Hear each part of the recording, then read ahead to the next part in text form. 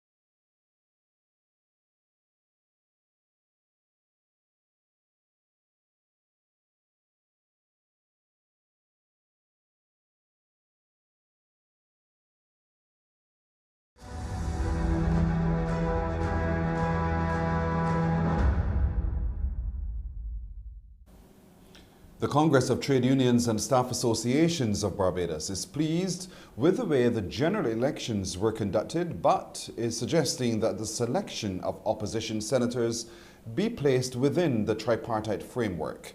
General Secretary Dennis DePisa, in a media statement, said this inclusiveness being sought by the Prime Minister could best be achieved within this level of discussion. It is important that the Honourable Amor Motley, in her BLP-led administration, undertakes to so engage for the express purpose of achieving a society which enjoys a greater degree of inclusiveness. It's proposed that this could be best achieved through the consolidation of the process of tripartite consultation. For SUSAB, it is desirable that the government pays attention to the restoration of the structure and form of the social partnership, as was established under successive protocols. Studies have shown that children in the region are lacking socialization as a result of online school, and it's impacting their mental health. A number of elements were seen which represent the children from thriving in the online environment. Clinical psychologist Alicia Hoyt, in a conference hosted by the Caribbean Telecommunications Union on ICT in education, said there are some key areas which children need, and socialization is one of them. The study also showed that the vulnerable suffer more. With students and with doing research, as good as an online learning experience can be when well crafted, children still need that social connection of the school environment. They still need, and not just want, but need the context that is important for learning.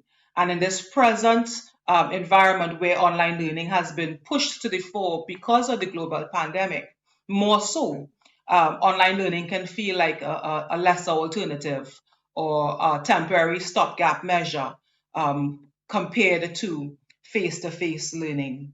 So the premise I'm presenting today is that online learning in response to a global pandemic is actually emergency remote learning.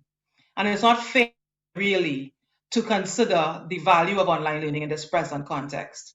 The other point that is key to make that came out also in the UNICEF's report called Lasting Impact that came out of Jamaica is that it is the most vulnerable children who are the greatest risk of poor mental health, further economic disadvantage, abuse and neglect, and more negative. The St. Lucia Hospitality and Tourism Association is in support of the country planning for mass audience activities for the months ahead. The association is of the view that it's better to be prepared than to be caught off guard. We hear more now in this report from HDS.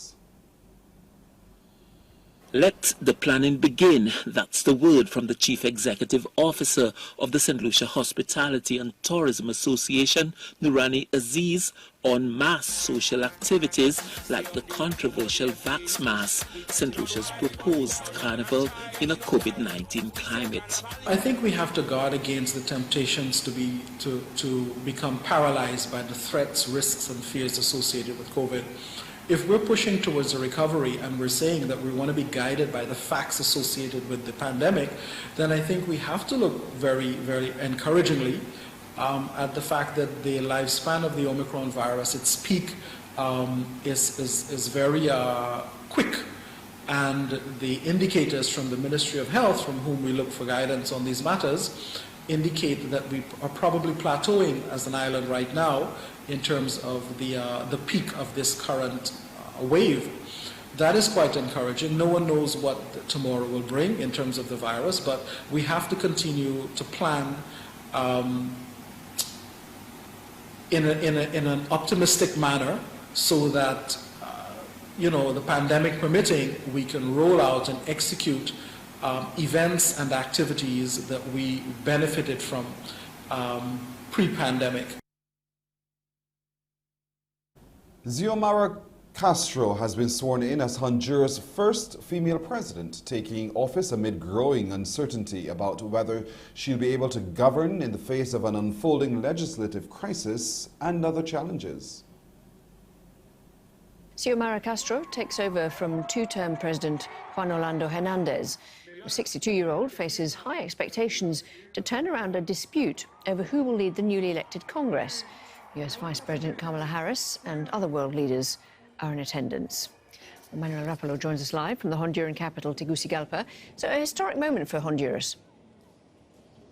A historic moment for the country, a historic opportunity that many see here who have been out on the streets celebrating all morning in Tegucigalpa, who see this as an opportunity for the country to turn a new page, to be moving in a new direction, especially after 12 years of single-party rule, 8 years under the leadership of the controversial president, Juan Orlando Hernandez, whose administration has been marred by scandal, political turmoil. The outgoing president's own brother, a former president of the Honduran Congress, serving a life sentence in the United States. People very much see this as a moment of hope for the country to maybe finally start to make good on promises that past administrations have failed to keep, promises of reducing corruption, reducing the poverty rate, which stands at somewhere around 70% here in the country, and to finally perhaps improve economic conditions to a point where people here in the country will not want to migrate in mass toward the United States.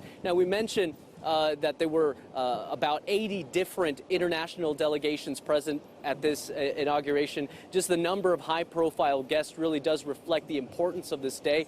People like Vice President Kamala Harris of the United States, the Vice Presidents of Argentina and of Taiwan, the King of Spain, Philip VI, as well as other world leaders, former Brazilian President Dilma Rousseff. So there are a lot of political interests at play here. The United States seeing potentially a re-strengthening of the relationship with Honduras.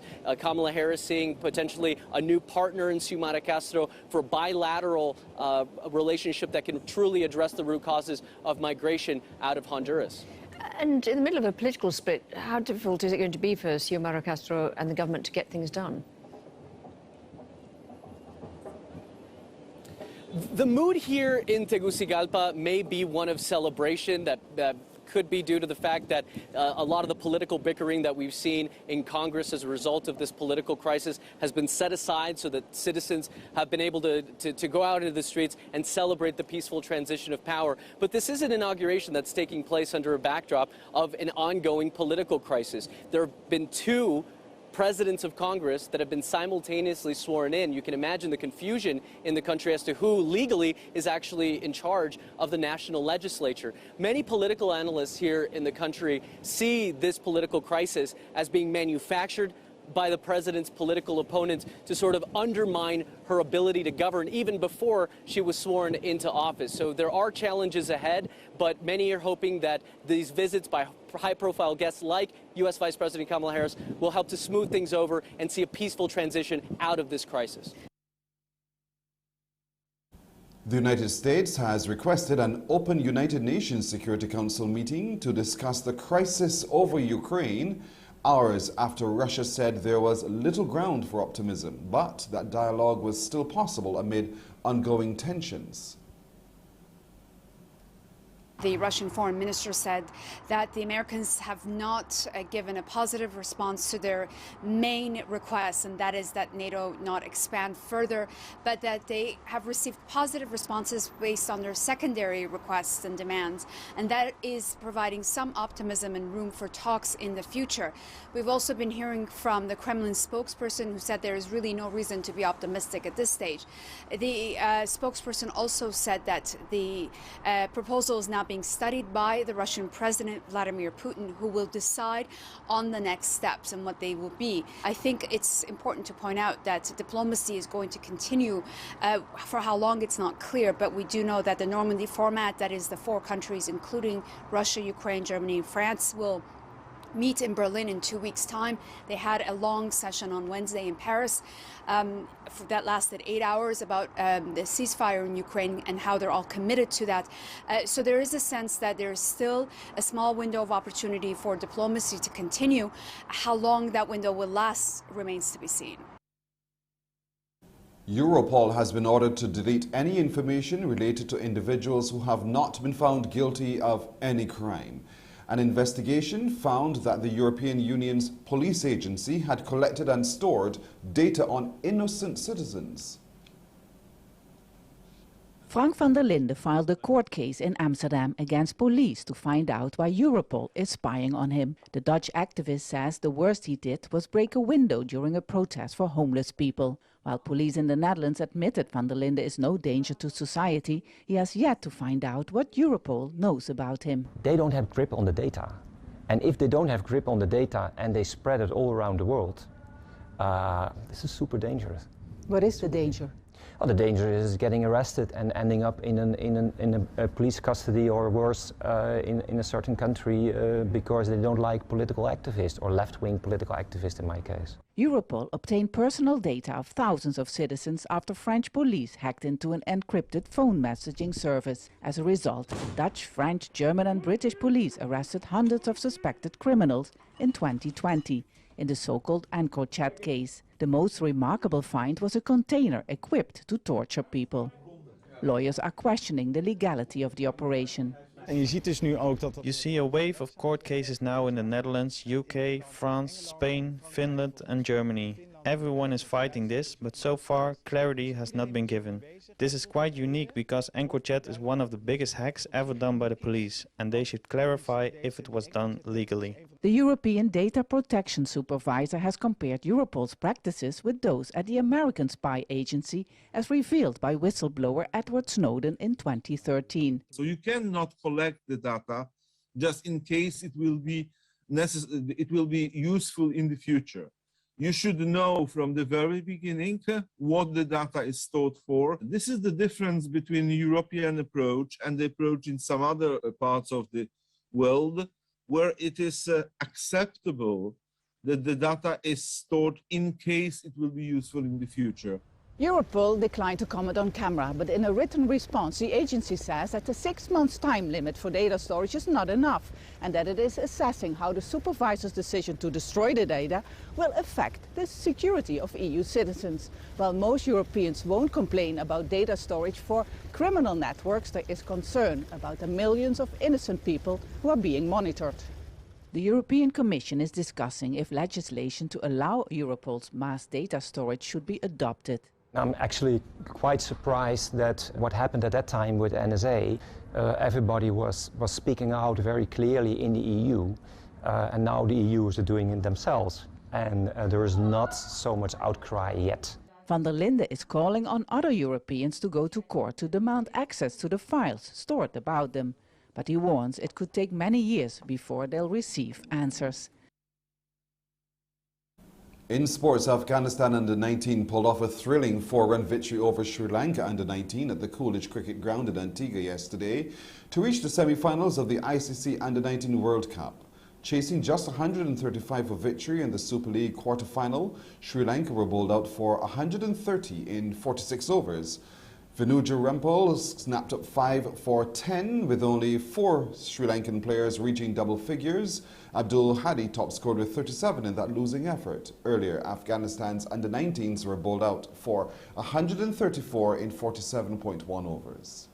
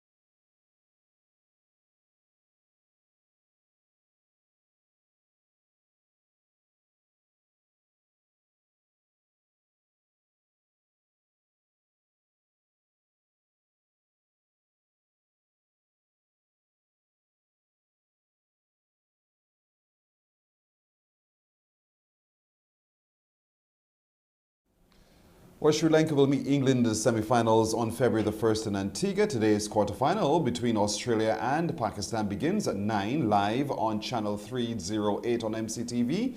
Also this morning is the semi-final between West Indies under-19 and United Arab Emirates under-19s. Let's take a look at forecast conditions now as recorded earlier this morning at the Met Office of the Grant Lee Adams International Airport. At the moment, we are under fair skies, temperature 25 degrees Celsius, and the winds are coming from the east at 17 kilometers an hour. Expect a low tide at 15 minutes after 7 this evening and a high tide at 4 minutes after noon today. Heading to the beach, smooth to moderate and open water swells are with ranging up to 1.5 meters but increasing. In the forecast today, sunny with cloudy periods with the occasional brief scattered light to moderate shower in Barbados. And while it's forecast tonight to be partly cloudy with a few brief isolated light showers. Here's a look at some forecast conditions for our international cities.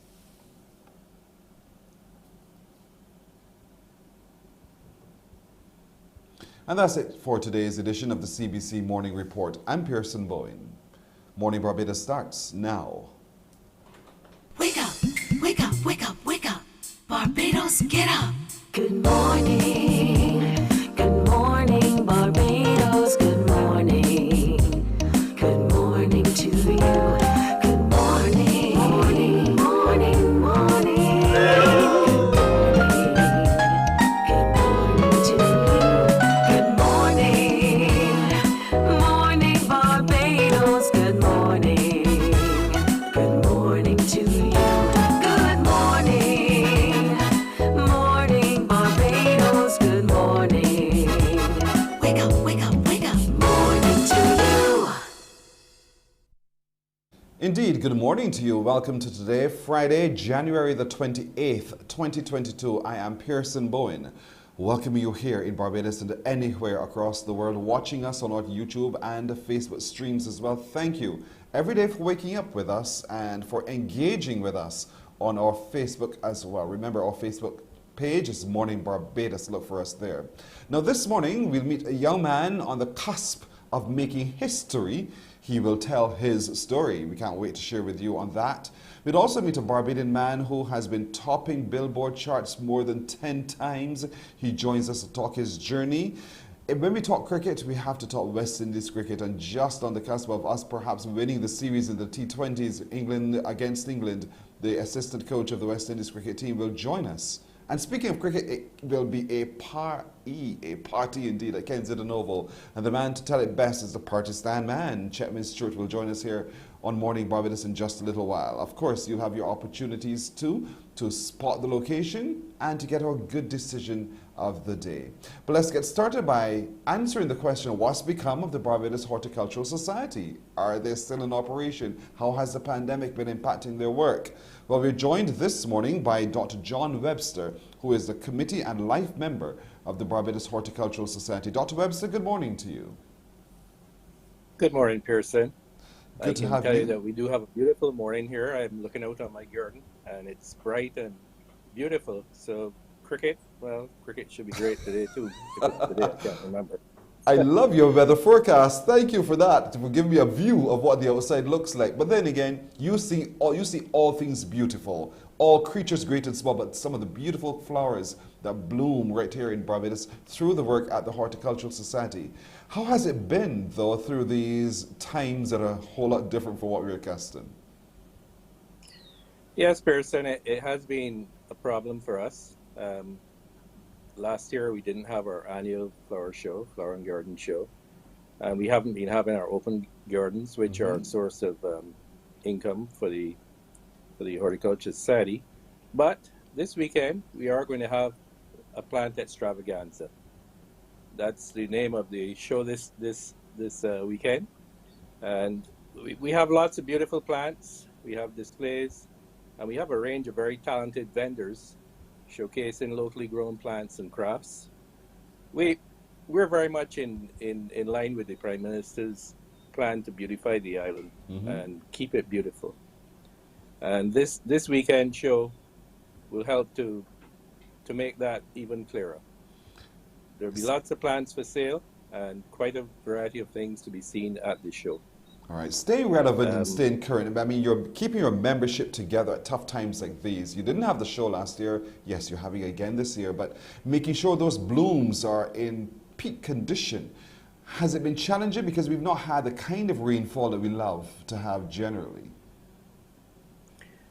Well, we had some problems this year with the volcanic eruption, but that has dumped a lot of ash on the island, which will enrich our soils, and things are beginning to respond to that. We also had Hurricane Elsa, and at the Horticultural Society, it took down one of our largest trees. Ooh. But you know, when you're dealt a lime, you got to make lemonade. So we've taken that tree and we've trimmed it up nicely. It started to regrow, and we've actually created a garden around it. So it's like, you know, yes, we're reusing, recycling and reusing. You're really engaging with nature in all of its senses.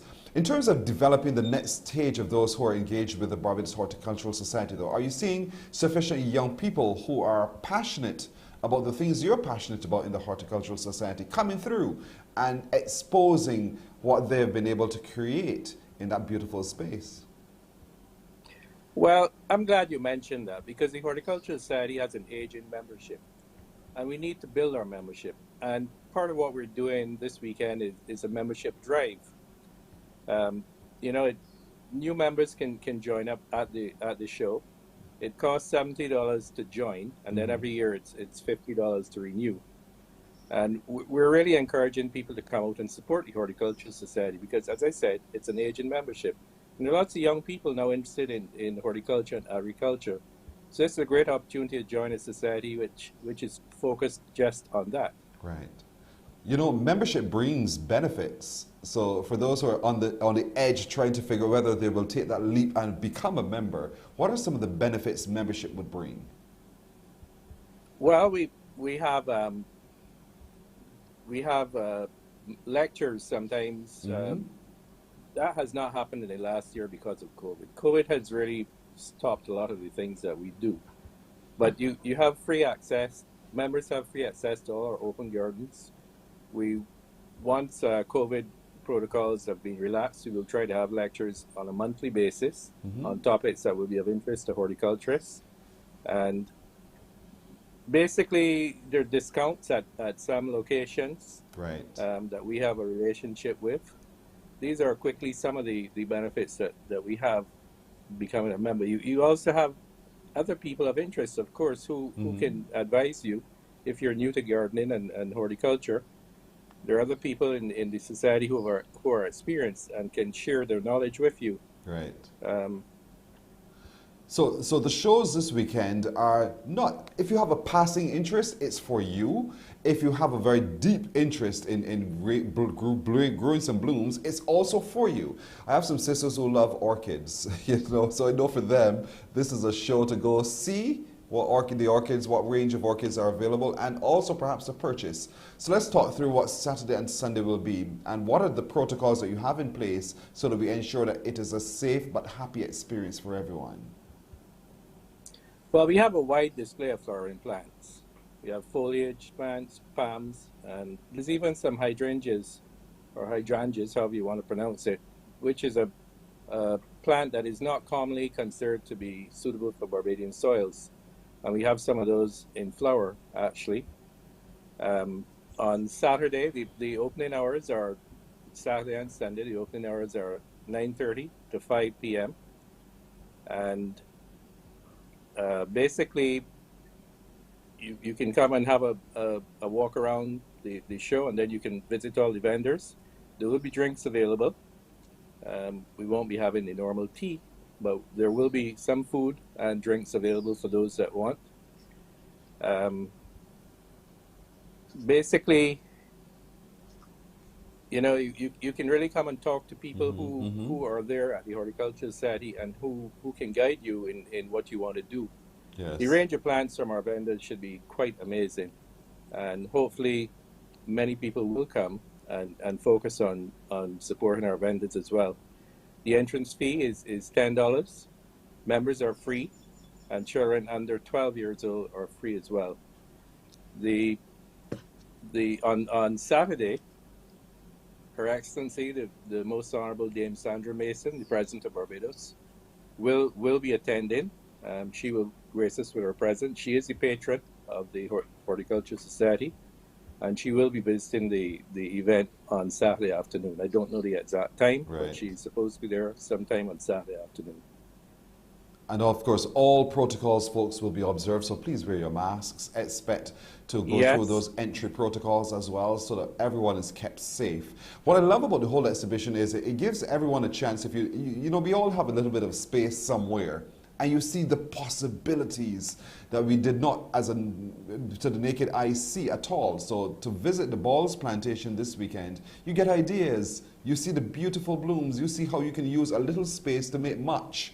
And that's what it's about. But engage while there as well with the other people in horticulture who can give some ideas to you as well, with the plant dot to be there. We don't have a plant doctor as such, but many of us can give advice. I'll be there, and if I can help anyone, I surely will. Yes. I've taken the opportunity to set up a what I'd call a corner display of plants from my garden, and incorporated into that will be some sculptures by Don Small in coral stone and wood, and to give an idea of how you can incorporate local art into a garden. These are all potted plants that I've brought from home, and hopefully that will be inspiration to others who may be visiting. We also have a really nice assortment of vegetables and fruit, including some that are less common. There's bread nut, and there's loofah. I don't know if you remember what loofah is, Pearson, do you? Vaguely. I can think of that thing that we would have used once it's dry to scrub things with. I don't know if that's the same thing you're talking about. Exactly. Aha! Exactly. There we go. It's something that I thought we'd lost forever, but someone has produced quite a number of them for us to see. Okay, great. So it's a great place to be this weekend. Take the children with you, because it's also going to be quite a treat for them too when they're there to enjoy and engage with nature at its very best. Indeed, that Plata Extravaganza is at Balls Plantation, the headquarters of the Barbados Horticultural Society. This Saturday and Sunday, 9 a.m. until 5:30, both days. There's ample parking, I am telling you, so you don't need to panic about where you park. There's ample parking. Remember, all protocols will be observed. We encourage you to be there. There will be plants and produce on sale and on display, things to inspire you to plant and perhaps to grow. So $10, right, it is, Dr. Webster, $10 it is entry fee both days? Yes, it is. If I may just add a few things here quickly, Pearson. This is the 95th year of the Horticultural Society. It was founded in 1927, and it was incorporated by an act of legislation in April the 19th, 1928. We had our first flower show in 1928. Wow. So this has been going on for quite a long time. And I trust that a lot of young people will come and that we can inspire them to get into horticulture. Yeah. We have seen lots of people, lots of new people, young people who are getting into planting and so forth. So please come and join the Horticultural Society. It's $70 to join, and the annual membership is $50. Indeed, and the benefits are tremendous, folks. I encourage you as well. So the place for beauty this weekend, Saturday and Sunday, Balls Plantation, the headquarters of the Barbados Horticultural Society. You know, it's right there on the highway. You know where it is, folks, so don't dilly-dally. And as I said, ample parking. The food and drinks will be on sale, of course. Yes, lots of parking, lots and lots of parking. I know. So take the whole family and make a real family occasion of it as well. Remember to observe all protocols and we shall all be fine. All will be well. $10 gets you through the door. Thank you so much, Dr. John Webster, the member and a committee lifetime member too with the Barbados Horticultural Society, for joining with us this morning to tell us more about this beautiful extravaganza this weekend. Thank you. Thank you, Pearson. You're welcome indeed. You're welcome. As I said, all things bright and beautiful at Balls Plantation this weekend, tomorrow, and again on Sunday.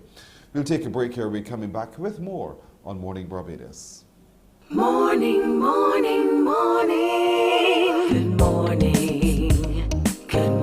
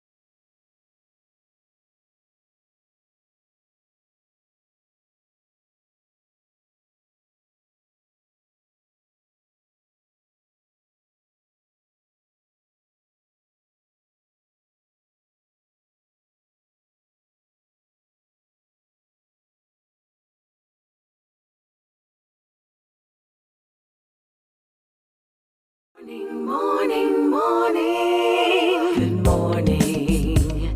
Good morning to you.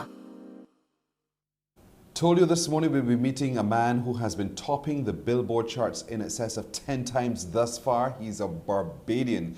He makes us immensely proud, and so proud to meet with him this morning, Ilan Trotman. Good morning to you, Ilan.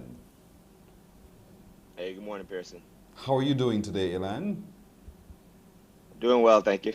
Oh, congratulations, first of all, on all the awards. Congratulations, too, on making us all feel so very proud, and a big thank you for the great work you're doing in representing who we are across the globe and creating the kind of music that brings a bit of a salve to the beating heart for a lot of people indeed. Thank you, Ilan.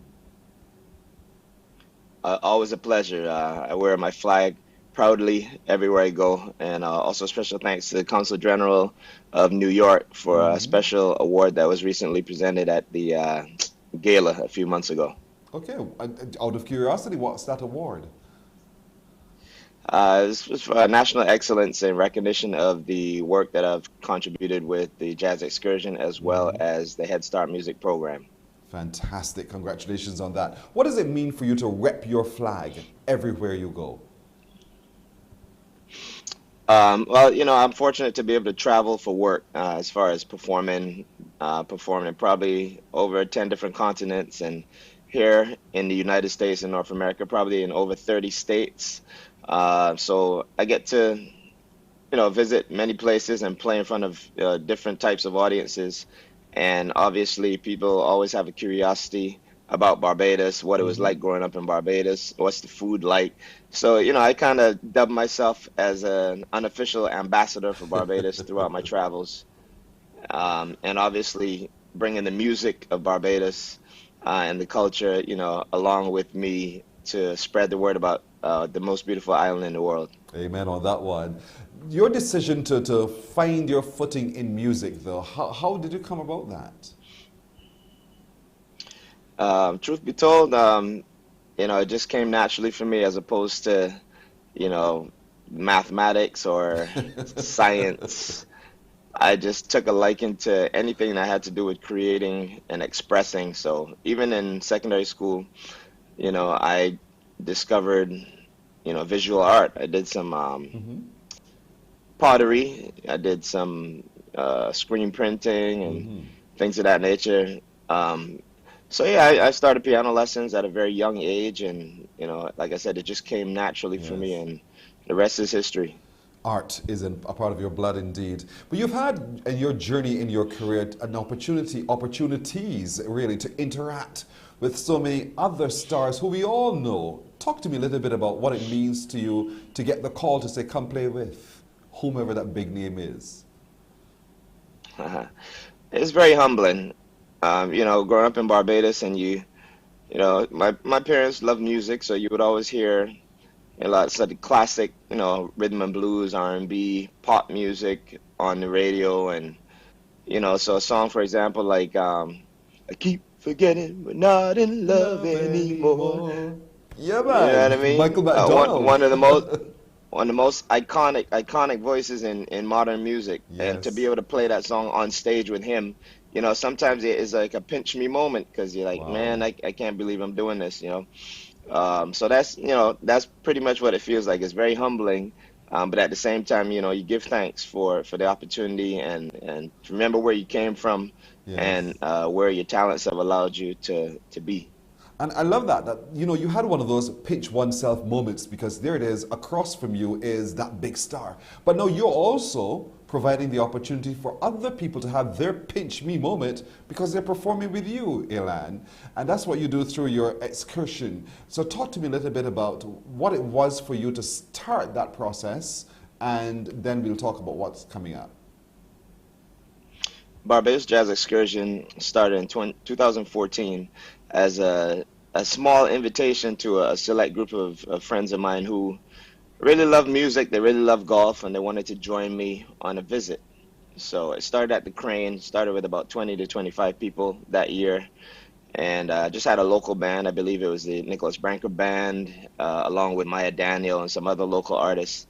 And then the following year, we just received so many more inquiries and so much more interest, so much that the Barbados Tourism Authority, now known as the BTMI, they expressed an interest in partnering with me because they saw the value of how we could use this event to help enhance tourism, with it being a music destination-based event, and to partner with different properties and different vendors.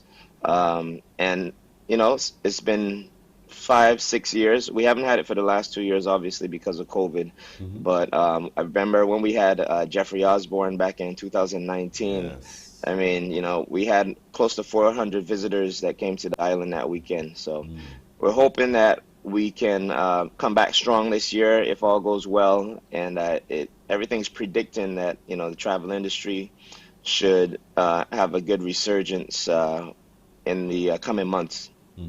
So the Can You Whoa Whoa Whoa Man was here in 2019. And who do you have on the cards for this year, just out of curiosity? So we are officially announcing this weekend, but I give you a sneak preview of some of the artists. We have a few return artists, a trombonist by the name of Jeff Bradshaw, who's from Philadelphia, Pennsylvania.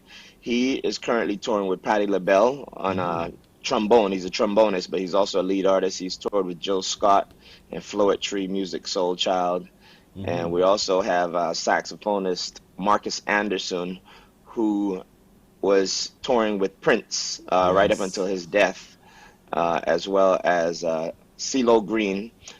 So those two gentlemen will be rejoining us again, as well as Paul Jackson Jr., who is a very decorated guitarist who toured and recorded with Michael Jackson, Whitney Houston. And so these gentlemen are all outstanding featured or solo artists in their own right. And we're going to feature them. And like I said, we're still going to confirm our headliner, who is most likely going to be a vocalist. We try to make the lineup as diverse as possible to cater to all of our audiences. But we're looking forward to returning strong in October. My gosh, I'm sitting in an air-conditioned room, and you made me go even colder, because it is, based upon what you've just said, sounds like such a great show, based upon the talent that you've been able to pull together for this upcoming show as well. So I'm looking forward to the Jazz Excursion indeed. Now, there you are, sitting in your space. Music is all around you, from the instruments to just the pictures on the wall. Everything is just full of energy. Which instrument do you prefer to play? Is it the flute, the saxophone? Is there any preferred instrument? Well, piano is my first love, because that's the first instrument that was introduced to me. I took lessons with Dr. Victor Evelyn. I took lessons with Pat Vanderpool, Ruth, I think Lindsay. So many people who helped me early on in my musical journey, and obviously Queen's College School Band. Yeah. You just mentioned a name there. You just mentioned a name that triggered again for me. Sorry, Ruth Lindsay. She was my music teacher while at school. This is great. Wow. Yeah, you take me back years there. Right. So, but the saxophone. Go ahead. You were saying. Yeah, sax is my voice. I have over 8 albums. And I'm, people know me as, the sax man or saxophonist. Obviously, being an educator, I have to be able to play and teach different instruments. Right now, I'm just starting my second semester on faculty at the Berklee College of Music. And many of my classes, I'm going to be playing the bass guitar because there's a somewhat of a shortage of bassists on the campus. So strengthening my bass playing as an accompanist, but of course, flute is also an instrument that I enjoy playing as well. So you get to see a wide range of different instruments if you come to see our performance. All right, great. This is great. So you're having a Jazz Brunch and Jazz Excursion launch on this weekend. When is it? Where is it? And so folks can really start to pay attention. This Sunday. Heading to Barbados in a few hours, hopefully, and we will be at the Hilton in the outdoor pre-function area just outside the ballroom. It'll be set up for a very intimate group. Strict COVID protocols will be in place: social distancing, masking, of course, while not eating or drinking. So it's a very limited group that will get to experience this this brunch on Sunday morning, 10 a.m. at the Hilton. This is great. We can't wait to hear the big news, the full lineup of the upcoming jazz excursion with Elan Trotman. Now, as you're holding that piece of instrument in your hand, you know, it makes no sense having you hold it and you don't do something with it. So would you mind sharing with us a piece? Tell us first what it is so that as we hear it, we can enjoy it.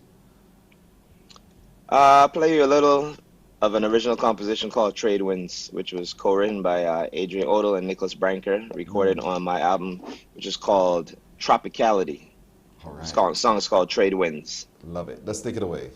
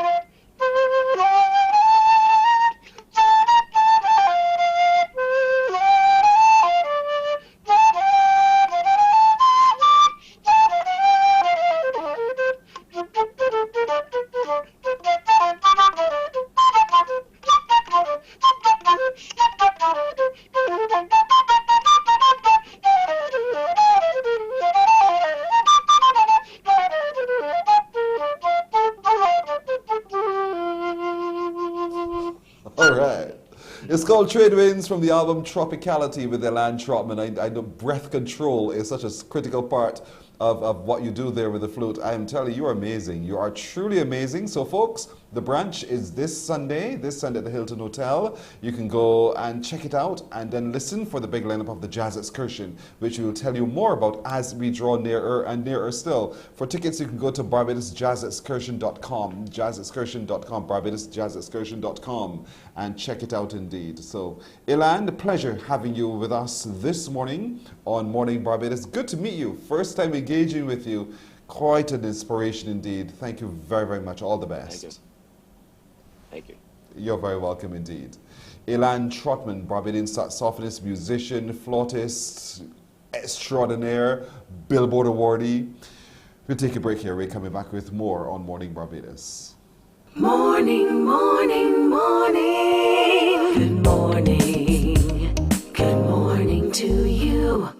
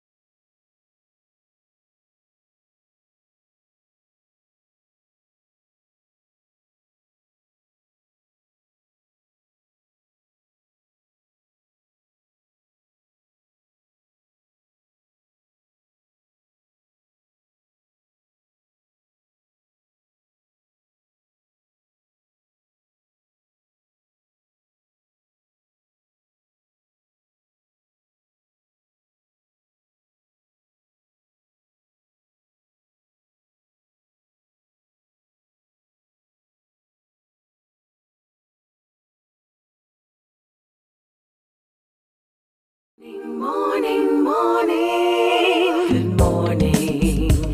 Good morning to you. We're at the top of the hour. Let's catch you up on the news now. Senior Economic Advisor to the Barbados government, Dr. Kevin Greenidge, says 2022 is the year for a turnaround in Barbados economic growth.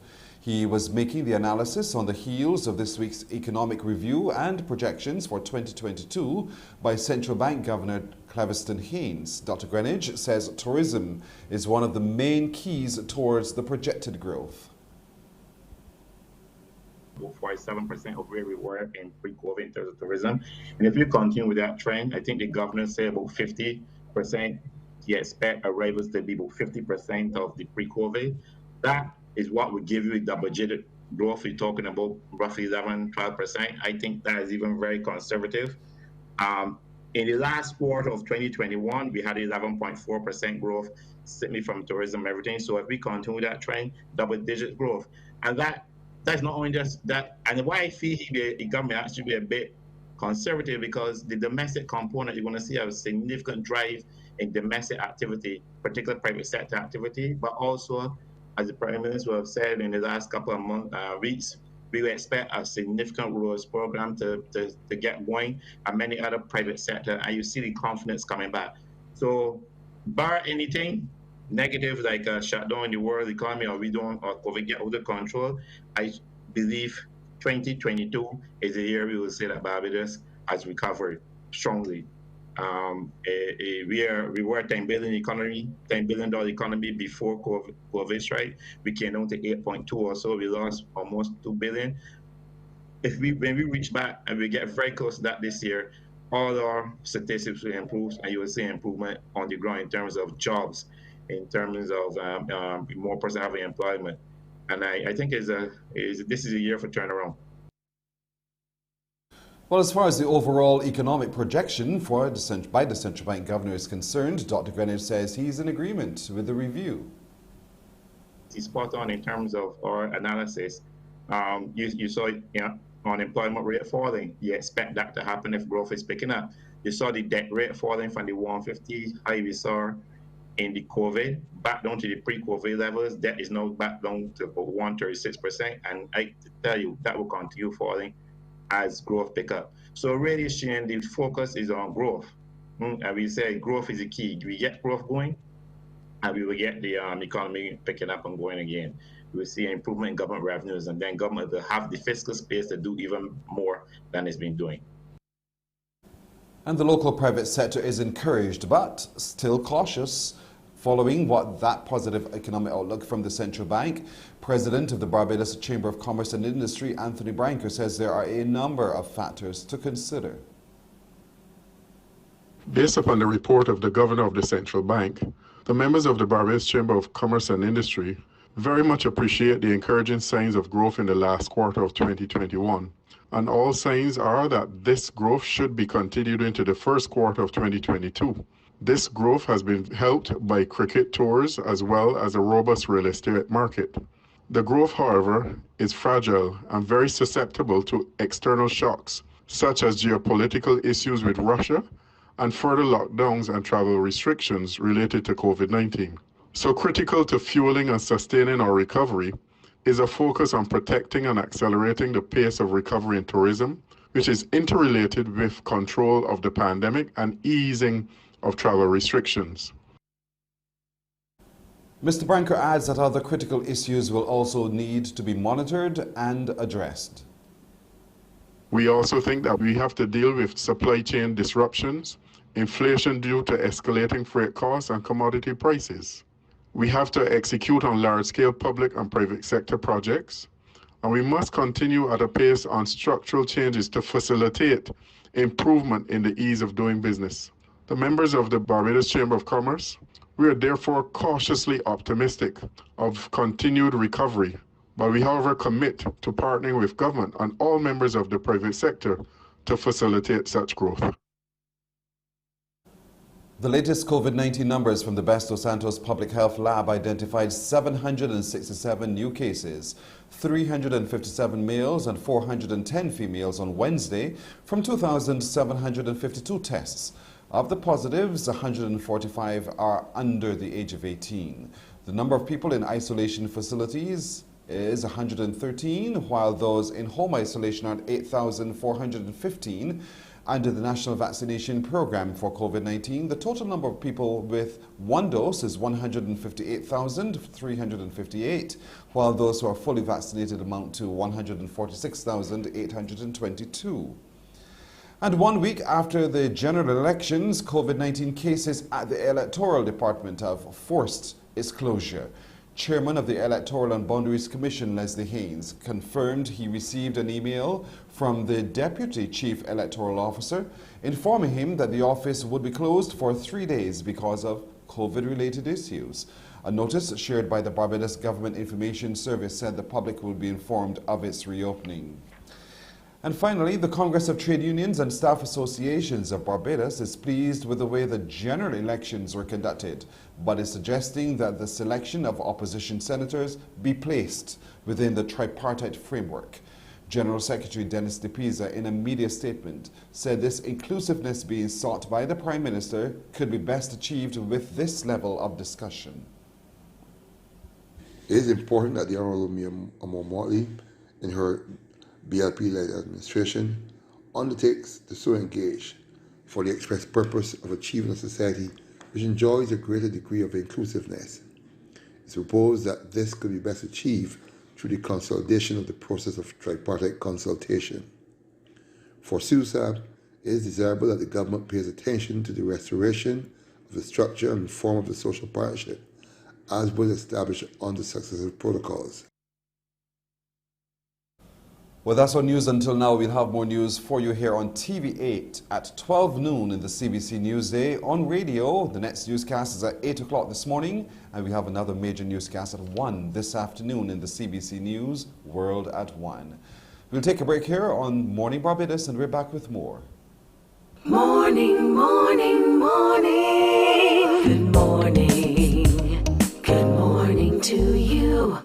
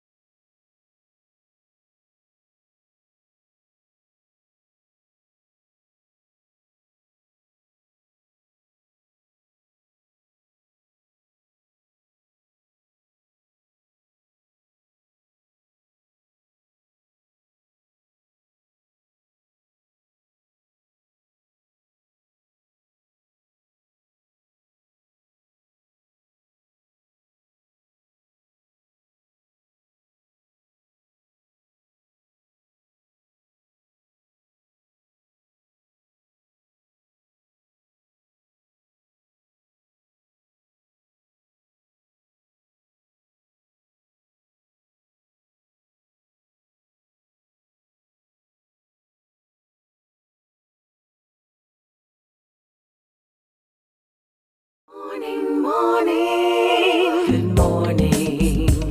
Good morning to you. Time for a little bit of inspiration in the morning. Time for us to share with you our good decision of the day, something for you to ponder. Just a moment, and here it is, a daily health moment, an hour before bedtime. Yep. Avoid sabotaging your day of healthy eating and activity with a late night binge on cookies, cereal, chips, or other snack foods. Here's what to do. Set the mood for bedtime and lessen the likelihood of nighttime snacking by brushing your teeth after dinner. It is a simple way to signal to your brain and your body that eating is over for the day. Finally, encourage a restful night's sleep in the hour or so before you slip into bed. Designate quiet time, dim the lights, turn your phone off, meditate, etc. The better you sleep, the more energy and clarity you'll have each day to make smart choices towards long-lasting health. I know for some of you it's tough, because a lot of you like to have your late night binging. brush your teeth or not. And so that taste of the fluoride should be your little bit of a reminder that says to you, no, no, no, no, nothing else is going past this point. Love the taste of the fluoride. So that's one thing to consider indeed. Late night binging? No, no, no, no, no. Cut it out. After you've finished eating, brush your teeth. One, and then dim the lights. I know for a number of you it's difficult to turn off the phone, but that's a consideration as well. The TV, the phone, the radio, the everything. Those things that distract you from resting fully. And you'll find the clarity of thought as you wake. Consider it indeed. Use that 1 hour before bedtime wisely. We'll take a break right here. Then you have a chance to tell me how much you know Barbados in our Spot the Location. Stay with us. Morning, morning, morning. Good morning. Good morning to you.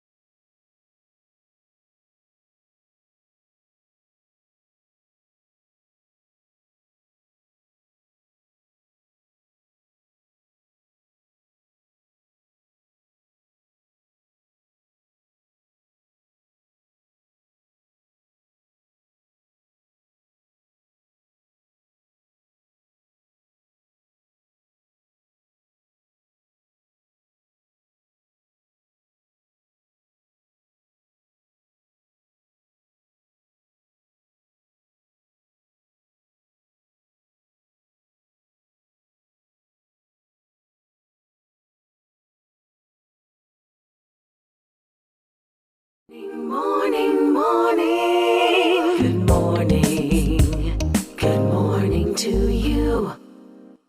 Okay, Barbadians, arise. Let's see how well you know this beautiful island of ours. Time for you to get on your phone to give me a call on 228-5562 or 228-5563. Simple Simon made this payment. So the question is, where is this plaque? Where is it? Take a look. Take your time. Where is it? 228-5562 or 228-5563. Tell me, where is this plaque? If you do know, perhaps you've passed there several times. But if you don't know, perhaps today is the day or this weekend is the weekend for you to take the drive to go see it for yourself, so that as you experience and engage with it, you get to know better this island of ours. So, where is this plaque? 228-5562 or 228-5563. Pause just a moment and take a look. Don't rush past, take your time. Look at it carefully, but tell me, where is it? Where is this plaque? Only numbers to call are 228-5562 or 228-5563. Good morning to you. Hello. Good morning, Pearson. How are you? I'm well today. Thank you for asking. How are you doing? I am excellent. Oh, that is good to hear. Where are you watching us from? I'm watching you from in Checker Hall, St. Lucie, Checker Hall Development. That's where you are? Yes, please. I got the voice. So tell me, where is this plaque? This is at the Gardens in St. Lucie, Checker Hall, St. Lucie. Where is the garden in St. Lucie? The Gardens in St. Lucie, that particular area is where our former premier was born. Mm-hmm. Right? Errol Walton Barrow. So for anyone who wants to get to the Gardens, St. Lucie, give them some directions. All right. In order to get to the Gardens, St. Lucie, and you are coming from, say, Highway 1, when you get to St. Lucie's Church, you come to the roundabout, you make a right turn, come down the long road, then you turn right again, and you're dead on. You can't miss it. So wait. I'm on the ABC, I'm on the Highway 2A. Yeah. So I've come through my little quarter and I'm making my way, so I'm driving towards St. Lucie Parish Church. Yeah. Right? Yes. I go slightly around the roundabout, and I keep left as if I'm heading towards the cement plant. Yes, please. Good. Then I you come to get the your four cross. junction. Hold on, man. I come in with you. I come to the four cross, right? Yeah. So don't go across the four cross. I make a right turn. Yes. And as I make that right turn, how soon thereafter do I see this plaque? Just within a minute. How are you doing this morning? I am excellent, as I said. It is so good to hear you, So good to hear you. You are absolutely right. This plaque will be found at the garden in St. Lucie, just off of Checker Hall right there.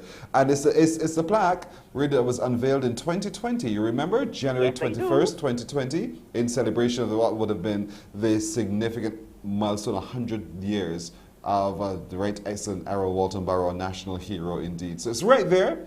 If you get the chance, head on down and check it out indeed. Billy, thanks, yeah? Okay, you're welcome. All right, indeed, our good friend Villy Scant. They call her the Queen of St. Lucie, indeed. Absolutely correct in spotting the location. Okay, we'll take a break here and we're coming back. We'll meet the man who's about to make history. Stay with us. Morning, morning, morning. Good morning. Good morning to you.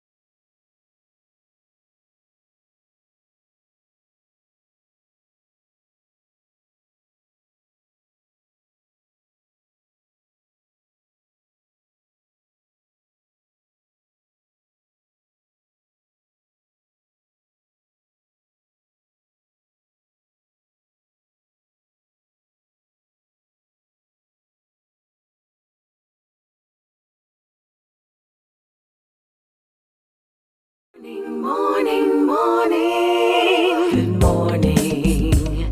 Good morning to you. Years old in Barbados has the right to vote, but they do not have the capacity to serve in the Senate of our nation. It is therefore my intention to correct this by asking the Cabinet to agree and Parliament thereafter to bring a constitutional amendment to allow an 18-year-old to serve in the Senate of Barbados for the first time. I propose, should it be accepted and successful, that Senator Khalil Kothiwalda should be that person who will serve as a senator. I have said from the very beginning, if you're old enough to vote, then you must be old enough to serve. I look forward to the support of all across civil society for this fundamental change. Prime Minister Mia Amor-Motchley on Monday making that big announcement indeed, and so we're happy to be joined this morning by the young man whose name will now be written on history's page with expectations great. Khalil Kothiwalda, good morning to you. Good morning, person. Thank you for having me. You're very welcome. Take me back to the moment you heard your name announced, and then just before that to when you got the call. Let's talk about that first. Yes, well, of course, when it was announced, I had already been expecting it, but nonetheless, it was still it was still surprising at the time, and to be honest with you, I'm still surprised as I talked to you on Friday morning. But no, about 2 or 3 hours beforehand, I got the call from the Prime Minister, And really, it wasn't at all expected. You know, I've got many calls saying that other persons expected it or that they knew it was coming and so on. But I really hadn't. I had no idea. So if from that perspective, it was really quite unexpected. But as I continue to make the point, I understand the history of the moment. If certainly it does come to pass, I understand the history of the moment. But for me, really, it isn't so much about Khalil Koftawala as it is about ensuring that there are, after my tenure, that there are young people who don't have to worry about being the first, the second, or the third, anything, because the opportunities have already been created, so that they have not to shoulder that which others of us have had to shoulder, and so that really is what this is about for me, as well as giving voice, as I said, I think in the first interview I did with CBC, giving voice to that segment of young people that really are so underrepresented, but apart from being underrepresented, are sometimes misrepresented. Yes. And so from that perspective, again, I think it is really important.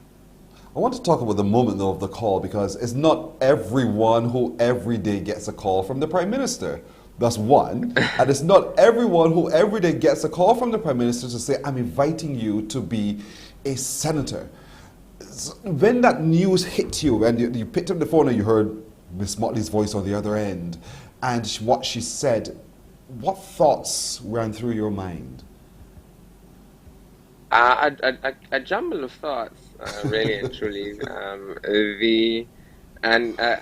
As I said, it took a little while for the reality of it all, you know, to dawn on you. Of course, the first thoughts went to mutually. The first thoughts went to the issues related to age and so on. But then, apart from that, you know, as I said, it was just surprise. That was the predominant emotion, surprise, because I hadn't, as you say, it's not every day that it happens. It's quite a shocking thing, and to have had no conception that it was coming or no expectation. I had never discussed it with Prime Minister or anyone else really, or it's never been discussed with me. So that it was quite unexpected. And so I reflected upon that in the immediate moment of the call. You think about very small and mundane things, you know, when you're surprised. So that was that certainly was the reaction. Did you affirm her request immediately, or did it take you a couple hours before you called her back and said, "Okay, Prime Minister, I accept"? Was it an immediate yes? In truth and in fact, you know, it was a call to service, and when you're called to serve, you answer. I have, of course, at the present moment, I am studying at the university, studying law, and so I shall have to balance like everyone else, because there are people who study law, the mature students and so on who work full time. And they have to balance work and school, and I should have to balance the obligations of the senatorship if I do indeed become a senator, and the thing. So it wasn't a case of giving a great deal of thought to it. You know, this country has funded my education across my secondary school life. And added to that, I am a Barbados scholar, and so they continue to fund my education. In addition to all of the other things that the taxpayers of Barbados have bequeathed to me over the years in this country. And so really, you know, as I said, when you're called to serve, you answer, because there can be no higher manifestation of being than serving other people. Now, for a lot of people who watch you and who may have been watching you for quite some time, there are things that you yourself will probably say, you guys don't even know me. You know, you think you know me. So let's clarify for a lot of them some of their ignorance. Talk to me about what led you to this stage of your life now to be pointed to say, we want you to serve at this level. Because we don't understand your journey thus far, so help us understand what it has been for you. Yes, well, certainly, as you know, and as the country knows, in terms of my advocacy at the CXC level, um, that has been significant. But you know the details of that.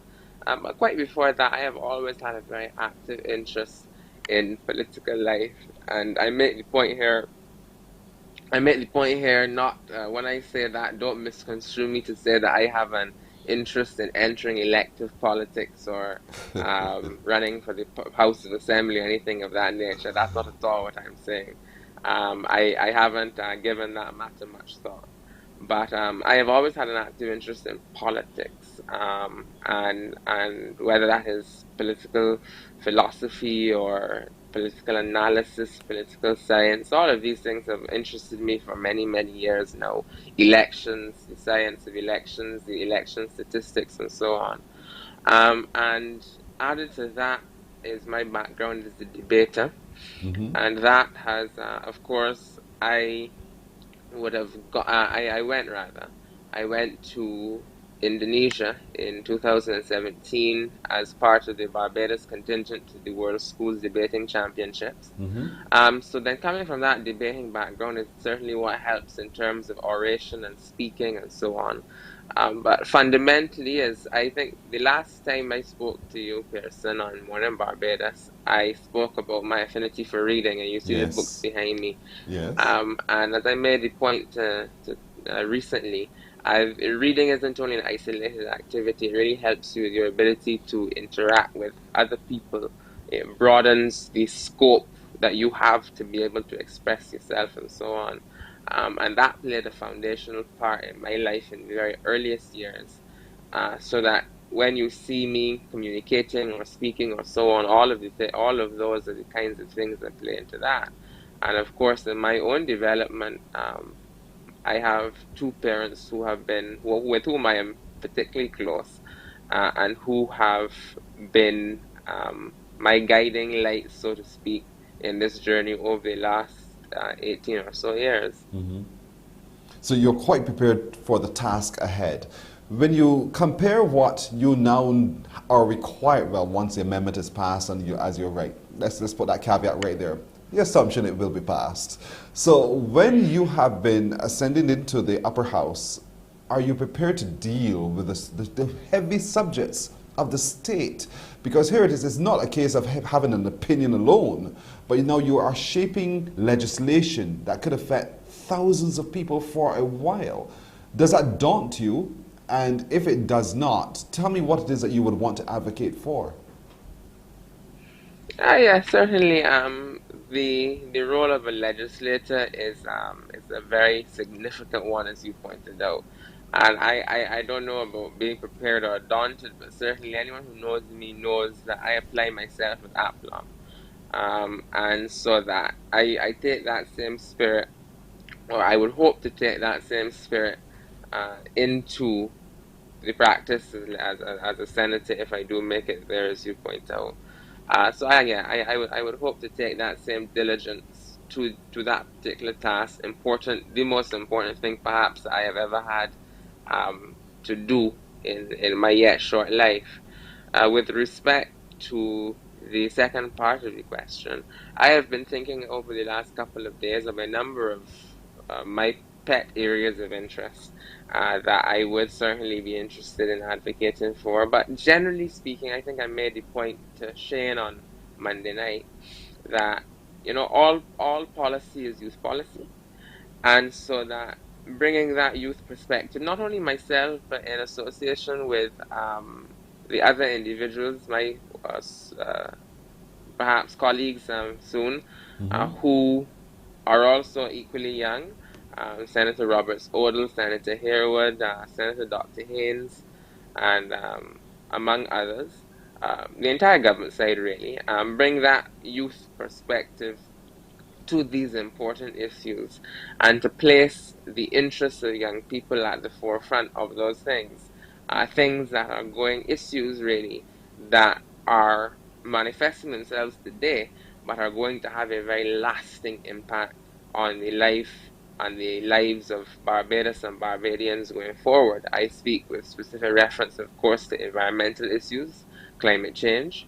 I speak with reference to the social challenges that we sometimes experience that have manifested themselves in high levels of crime, or higher levels of crime than what we are accustomed to, and economic issues both in terms of structural economic issues that are inhibiting the full extent of our ability to grow as an economy, but also a belief by a lot of people, particularly young people, that this economy doesn't work very well for them. And whether true or not really doesn't matter. It is economies are built on confidence, and if that is the prevailing public perception, that is a challenge that I think we must address to ensure fundamentally that all people, but particularly young people, are in a position to share an equitable portion of the economic pie, as it were, with reference to things like youth unemployment and so on. And so these are fundamental issues of a practical nature, but also otherwise than that. What we have on the government side in the House is not only a number of young senators, including myself, but you also have complete gender parity, in that the Prime Minister has appointed 6, or recommended to be appointed 6 government senators, female government senators, and she has recommended, in addition to myself, another 5, that is 6 males. And so that there exists on the government side 6 men and 6 women, which is 50-50.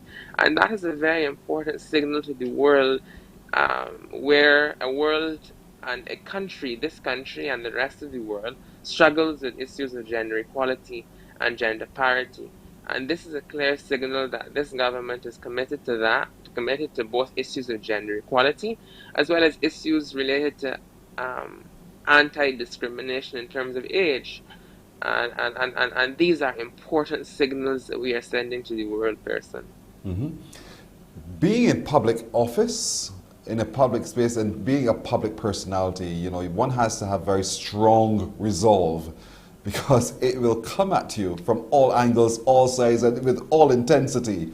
How ready are you to be able to cope with the comments, the stares, the jeers, even the applause that would come as a consequence of your acceptance of this position? I first made entry into political life in Barbados at 13 years old, 5 years ago.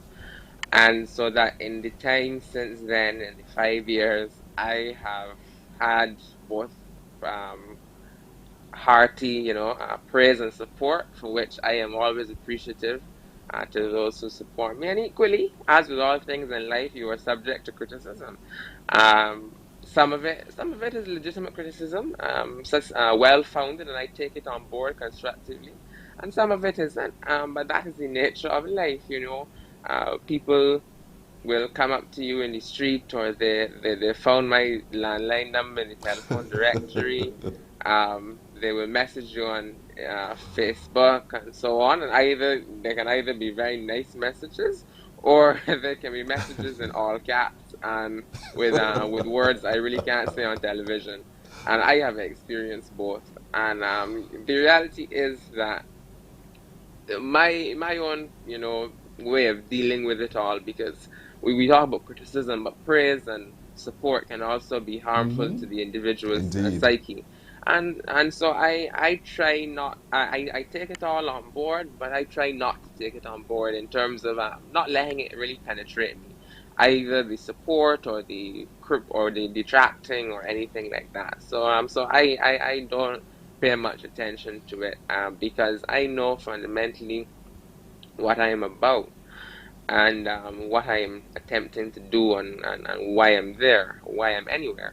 Yes. And so that it is neither, so my affirmation doesn't need to come from outside. So I appreciate the praise, and I appreciate the criticism. I appreciate them all, but they don't penetrate they don't penetrate my psyche. At 18 years old, what a strong man you truly are, Khalil Kothdwala. First of all, congratulations on the offer And once the amendment is passed and your acceptance, then we can't wait to see your contributions in the upper house of Parliament indeed. I'm sure we will be following it all with very keen interest in hearing what you have to say, because you've always said what you had to say very plainly, and we get it.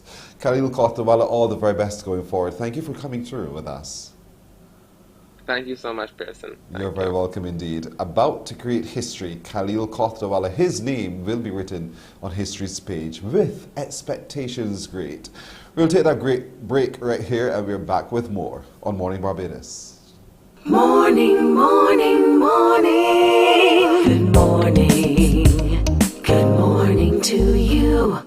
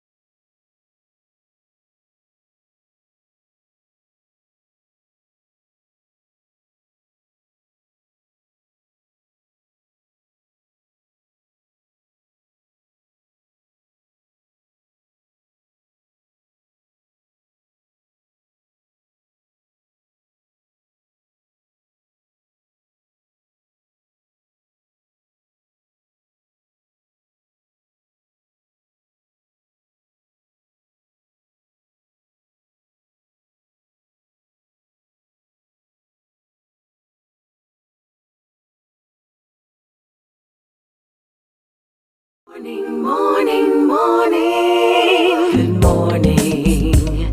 Good morning to you.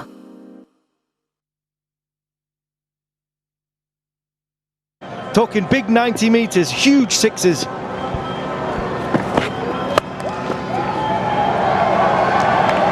An outstanding victory by this West Indies team.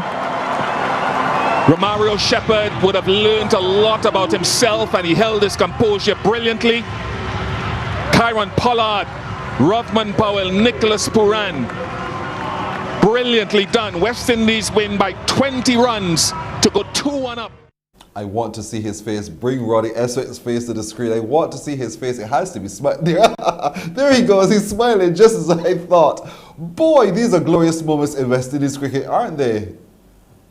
Yes, the performance on Wednesday was truly outstanding. Yeah. You know, to bring Robin Powell in, to see him get 100 and to play the way he did, especially before he had problems with the leg spin. I thought he played really well, and the team as a whole really executed very well.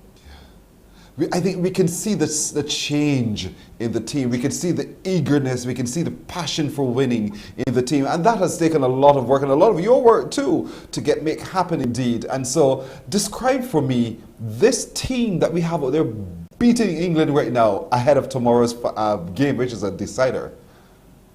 Well, after the World Cup, we sat down, we had a discussion. We obviously didn't do very well in the World Cup. There were areas where we were falling down. We weren't running well between the wickets. We weren't rotating the strike. We weren't limiting the dot ball count. And those are all the things that we tried to put right in Pakistan. Even though we lost the series, we could see that there was a growth, an upward trend. And we came here and we wanted to continue that growth and continue that trend. And we've done it very well. The team is gelling indeed. So the game plan was let's focus on. Well, if we bat first or if we bat second, whatever you do it well. But make sure that we rotate the strike. We know we can hit boundary. The key thing is to make sure we limit the dot balls. Previously in T20 games, we were having 60, 65 dot balls. We wanted to bring that down to 40, and we're continuing to working on that, because we know we have the power at the back end of the innings. We know we've got Romario Shepherd, who's in great form at the moment. We've got the captain in Kieran Pollard. We've got Fabian Ali. We've got Jason Holder, who can all find the boundaries. So the key thing is between 7 and 15 is to rotate the strike, to keep it ticking over, to try to score at 8 runs or over. And once we get into the back end of the innings, then we can really dominate teams and put them under pressure. Describe for me give me your analysis of this particular English team that is up against us right now in the Caribbean, and how competitive they are, so that we can really savor these victories. Well, when you look at the team, the 11 players from the team that got to the semi-final in the World Cup, the only players who are missing are the ones who were in Australia for the Ashes. So it's a very, very strong side. You've got Owen Morgan as captain, you've got Christopher Jordan, you've got Abdul Rashid, you've got Muin Ali, Jason Roy. They're all at the World Cup, and they were all important members of the side. So it's not like we're playing a weakened England side.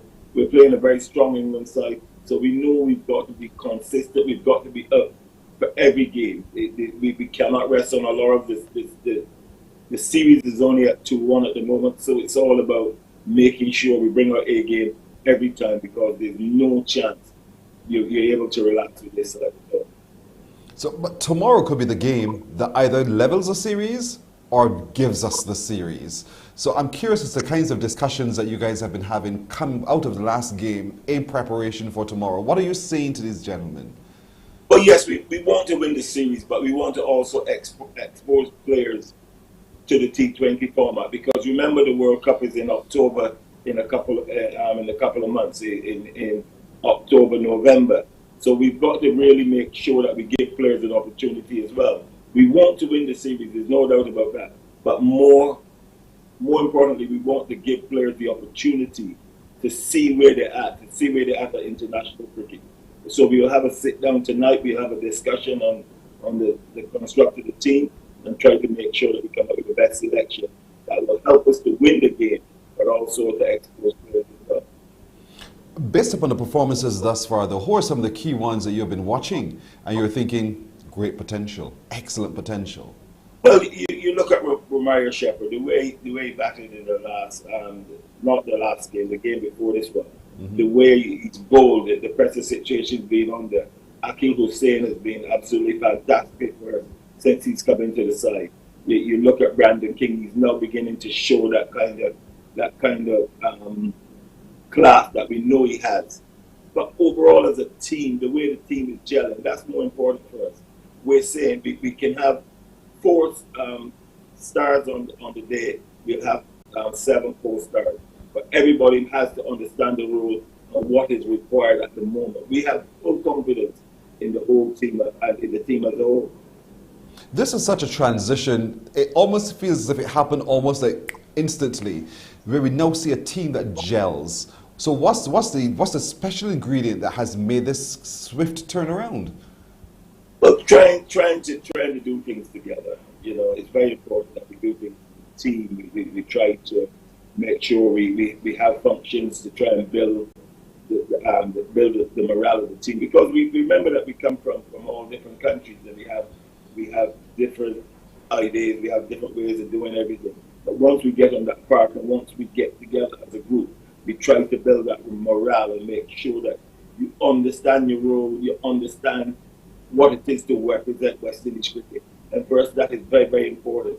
You must be proud and feel honored to represent this great cricketing nation.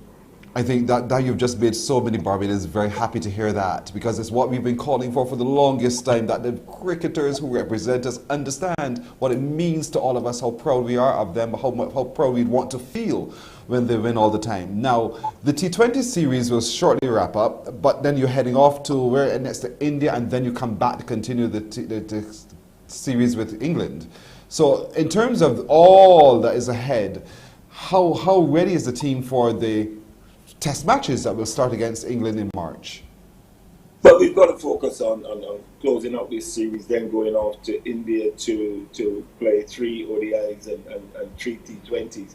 But in preparation for the test series against England, the players are going to be playing 2 4-day games. So at least they would have some red ball cricket under the belt. It would be very important that they get some practice to make sure that we're ready to be prepared for England, because they would be smart in the way they lost the Ashes series. Yes. So they'll be coming with West Indies they will come into the West Indies with a lot of support, because the number of requests that you're getting for tickets for people from England, they know that there are going to be big crowds here in Barbados especially. So we've got to be ready. We've got to make sure that we prepare. So we're going to go to India, and then we fly straight to Antigua, and then we start preparing for the Test series. What does it mean, Roddy, though, to be in Kensington Oval and hearing the noise, seeing the crowd, feeling the energy, knowing that there is somebody behind us right there in that space? How does it feel? Just driving into the ground, see the crowds lining up to come through the turnstiles and come through the gates. It's so exciting. It really makes you feel alive. I mean, how would Rodman Powell have felt scoring that 100 in front of the crowd on Wednesday? Yes. You know, to compare with scoring that 100 with nobody in the ground. So crowds are very, very important. And what we've got to try and do is to make sure that we continue to perform, so people want to come and watch West Indies cricket, want to come and support West Indies cricket instead of staying away from it. So I want to give some advice to those doubting Thomases who are sitting on the fence, who are saying, me, I ain't so sure if I want to support this team. Talk to us straight, and so that we get it, so that we do lend our support to this outstanding West Indies team thus far. The players are really trying hard. The players want to do well. The way they prepare, they want to represent the West Indies. They know it's a great honor. They know to represent the West Indies is something special, and they must continue to work. We're not saying we're to finish our article yet, but we've got to continue to work. We've got to continue to understand what it is to represent West Indies cricket. And once we can continue to do that, then the crowds will come out. It's very, very important that the players understand. They don't rest on the laurels. They don't think that winning one game or two games is the end of it. You've got to put a run together. We've been in the doldrums for so long. It's about time we try and turn it around, and we continue to work hard so the supporters can come back out and watch the cricket like they did in the 80s and the 90s, and we can continue to bring joy to the West Indies people. I'm sure this crop also makes your job very easy. Well, your job is never easy. You've got to make sure that you keep them motivated. You make sure that they don't relax. You don't drop your standard to accommodate the opposition. You've got to be professional as possible. You've got to be fair both on and off the field. So you've got to give them reminders. You know, sometimes as young men they tend to relax a little bit. So you've got to remind them quietly. You know, have one-on-one conversations to make sure that they continue to focus on what they're doing, and they continue to prepare properly. Because once you prepare properly, you go into the game a lot more confident. If you're not preparing properly, then you have doubts, and once you have doubts, then you don't perform to your fullest. Indeed so. Well, earlier this week we had a conversation with Jason Holder, who quietly but confidently says he called the series 3-2 in favour of the West Indies. We're holding him to that, and we'd love quietly but confidently as well to see that result as well. And it's all because of the great work that you guys in the West Indies team have been putting in. Roddy Eswick, thank you so much for joining us. Much success on the game tomorrow, and then with the overall series, and then you head off to India and you come on back. We just want success for the team all round. Thank you for joining us today, Roddy Eswick. Thank you, Pearson. You're very welcome. Roddy Eswick is the assistant coach of the West Indies cricket team, and we cannot wait to continue to lend our support to their success. That's what we'll do. So tomorrow, there's a big game on. There's a big game on. Just check it out for real. Watch it on MCTV and you will see the exploits of the West Indies cricket team. Let us win together. We'll take a break right here, then we're heading over to the party stand. Yeah, we're going back to Kensington Oval after this. Morning, morning, morning. Good morning. Good morning to you.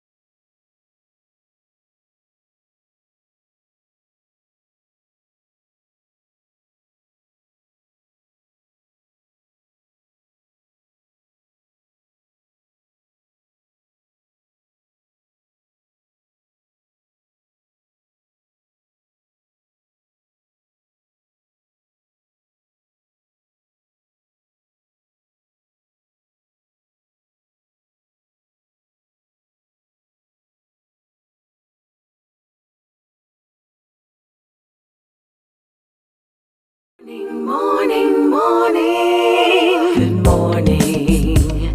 Good morning to you. You know, when you go to cricket, there's a lot of action on the field. Yeah, you want to see the cricket play, but you also want to enjoy the vibes at the Oval indeed. And part of the experience, particularly at the Kensington Oval, is in the party stand. And so the party man of the party stand, Chetwin Stewart, joins us now. Chetwin, good morning to you. Good morning to you all. It is back. The party stand is in operation. I've seen some pictures of what's different and what's exciting there as well. So for those who are heading down to the Oval tomorrow, who perhaps did not yet book their space, tell us what's the experience in the party stand. Well, you can expect the same as before. When you come down, you have a great time. Our party stand is actually a beach. We actually rated as the top sportainment cricket party stand in the world. Wow. In 2010, we were the sportainment coordinators for the ICC for the World Cup, and they won an award for the best ever presentation. So it's the same thing as usual. We have the beach, we have in everything. You know, come down, lime, have a good time. Protocols are in place this year, though. So basically, when you get up, you have to wear a mask when you go to the bathroom or to the bars or for food. But other than that, you're free to lime and have a good time. Lime and have a good time. And as a major sportainment anywhere in the world, the pressure is on you to keep that up, to make sure the experience every time is repeated and exceeded every single time. So how is it planning and getting all together for this series? Well, actually, we take 2 months to build it out, but we only give them 14 days. So that's the reason why it sounds like this. They had about 3 nights without sleep. But I'm recovering slowly. Yes. But everything is in here. And we had 3 matches already, and the patrons are having a very good time. So, you know, we're asking everybody who can come out this weekend, you know, to come out. Yeah, I mean, when we watch cricket, you know, the cameras are always on the party stand, always, because that's where the vibe is. Look at it, look at it.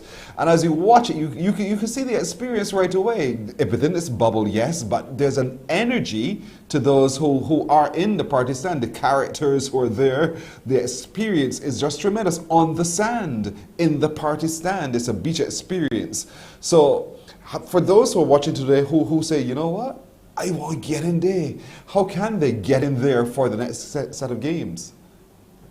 Well, they just need to buy tickets. We actually printing some $75 tickets for locals, which they can contact me and get them from me. But it's just easier to come down there and get your tickets to come in. Tomorrow, our entertainment is actually Marsville. We have Marsville with us tomorrow afternoon. So there's a lot of entertainment. You just have to come on down. He gonna give it to you. Tomorrow, Marsville will be the prime entertainment tomorrow. And that's the beauty of the whole thing, you know. You watch the cricket, you have a good jam, you have a good line, you have a good time, drinks flow, you meet up with people who share the same experience as you, and you really recreate yourself in that space indeed. Tickets are available at the venue. We can come to the venue at Kensington Oval and get in through a ticket, right? Or do I have to get it before? No, you can come and get tickets there also. Actually, ticket sales are going very well for the test match in March. We actually more tickets for the test than we have for now. So we're really looking forward for that test. Oh dear, we better get our tickets fast, folks, because as Chetwin just said, they're going, and you know how English come. The English are going to come and they're going to want to, they're going to want to dominate all the spaces. So let's get our tickets early. So get your tickets early for that test match. I think it's the second test match that will be played here at Kensington Oval, correct? Yes, they're going to Antigua first, and then they're coming to Barbados. And then they're back here for real. And we have to be in the party stand with Chetwin Stewart and his band, his crew. What was that? I said yes, that is the place to be at cricket, the party stand. Indeed it is, indeed. And what I love about what you're also doing is you're providing opportunities for other Barbadians to earn employment, you know, to have some revenue as well, because it's not just you alone. Somebody has to cater to somebody. And so you're creating and turning around activity in the economy as well. Right, well, that's the whole idea behind it. I mean, when the Prime Minister made this happen, one thing she told me is not just about cricket, but if you have over 10,000 people coming into the country, everybody will benefit from it. You know, because they're using taxis, they're renting places, they're buying food, they're being around. And so far, the response has been so good that, I mean, people from bars have been calling me and telling me, you know, that everything is up, the sales are up. So that is what we need at this point in time. And then coming back in March, no, people will be more ready to facilitate them because there are a lot more coming in March. Yeah, you're right. It's a longer series, longer games. So tomorrow, remember? So we see you in the party stand. So tomorrow. Check me up and see me at the party stand. Tomorrow, folks, you'll get there early because the party starts the minute you set foot on the sand in the party stand, indeed, with Chapman Stewart and the Power by 4 crew. And Marsville is going to be there. Yeah, and the doors open at 1 o'clock. Yeah, so right away. It starts at 4, but the doors open at 1. So, we have a nice break going on until it starts. If the doors open at 1, the match starts at 4. Listen, folks, you're partying well ahead. You have a lot of time to warm up, And as usual, Jared will be there to entertain you. Indeed.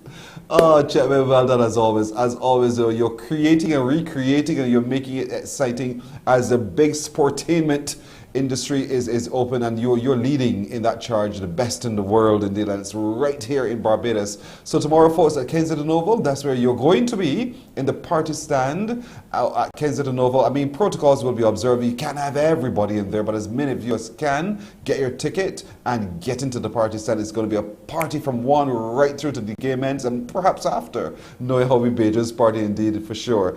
But, tickets are affordable. As Chapman said, it starts at $75, and then different spaces you can pay a little bit more, but the experience is what you're going to be earning once you're there as well. So as always, Chapman, good to see you. Thank you so much. All the best with the endeavor.